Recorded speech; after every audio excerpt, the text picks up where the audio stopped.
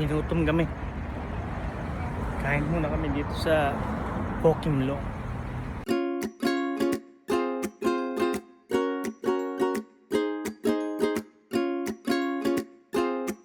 Oh, ayan o. So, order ko. Ano yan? Chicken fried rice. Chicken fried rice? Opo. Yan lang yung gusto niyang kainin.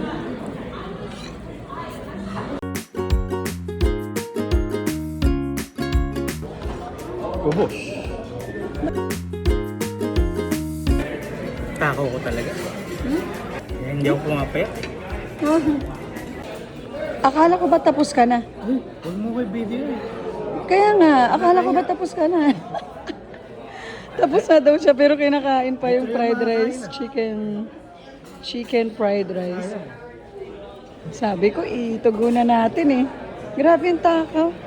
Naubos na yung in-order niya, kinain pa niya yung chicken fried rice.